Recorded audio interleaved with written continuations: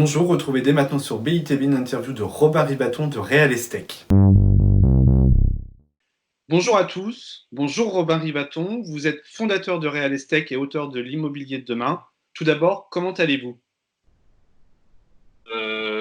Confiné comme tout le monde à Paris, mais avec des conditions qui ne me permettent pas de me plaindre comparé à beaucoup de gens qui sont sur le front pour faire face à cette épidémie. Comme beaucoup, effectivement. J'ai plusieurs questions à vous poser sur les impacts de la crise sanitaire que nous vivons, ou crise sanitaire qui est aussi crise économique, dans l'immobilier, plus particulièrement dans l'immobilier résidentiel. Il y a peu de jours, les notaires ont anticipé une chute de 10 à 15% des prix de l'immobilier résidentiel en France. Est-ce que vous êtes d'accord avec cette prédiction? À la comprendre, puisque dans la même interview, ils disent que les ventes ne peuvent pas se réaliser. Donc, si les ventes ne peuvent pas se réaliser, cette baisse prévue ne peut pas se matérialiser. Et je ne pense pas qu'à la sortie de la crise, lorsque le confinement sera terminé, et bon, même si on n'a pas de date exacte en la matière, on peut estimer qu'il se fera quelque part au milieu du deuxième trimestre. Les facteurs qui poussaient la demande ces derniers mois, que ce soit la baisse des taux du crédit, que ce soit la demande des ménages pour les grandes métropoles, ces facteurs-là n'auront pas disparu. Il pourrait y avoir des situations ou des ménages qui sont un peu fragilisés par une montée du chômage que certains anticipent, mais de là à ce que ça ait un impact de 10 à 15% sur le prix de l'immobilier au niveau national, ça me paraît quelque chose qui est peu vraisemblable. Merci pour cette première réponse. Deuxième sujet, c'est la livraison de logements qui risque de prendre un fort coup, notamment avec les chantiers qui sont soit suspendus, soit à l'arrêt. Et puis le second tour des municipales qui est reporté à juin et qui risque de poser problème pour la délivraison des permis de construire. Qu'est-ce que vous pouvez nous dire là-dessus? Les promoteurs s'alarmaient déjà depuis plusieurs mois, hein, depuis au moins début septembre, de la difficulté d'obtenir des permis de construire dans le cadre des élections municipales à venir du 16 et du 23 mars dernier.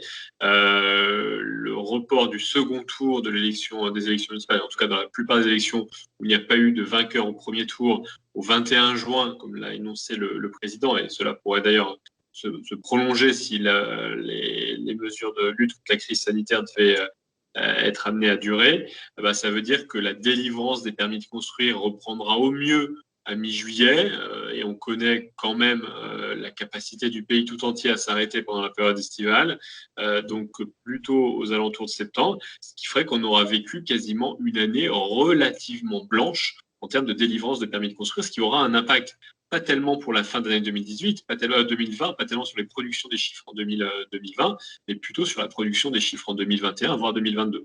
Dernière question. Est-ce que cette crise que nous vivons, une fois qu'elle sera passée, elle peut davantage ancrer les acteurs de l'immobilier à davantage digitaliser l'ensemble de leur métier?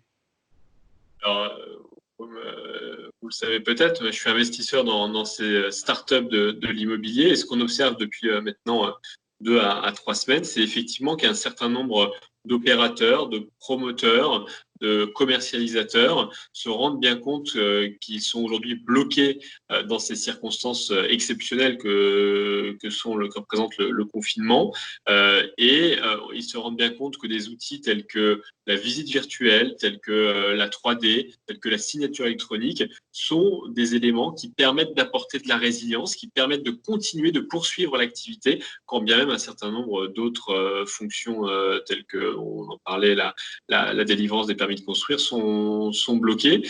Et donc, je pense qu'à ce niveau-là, cette crise sanitaire aura un impact, effectivement, pour aller vers plus de digitalisation chez ces opérateurs immobiliers. À rebours, pour nuancer un petit peu, je pense que tout un ensemble d'autres services qui avaient prospéré ces dernières années, mais qui offraient des services, je dirais, non essentiels, qui étaient des plus, des must-have, et ben ces services-là, malheureusement, eux, vont plutôt subir en contre-coup une réduction des budgets, notamment liée à la baisse des ventes.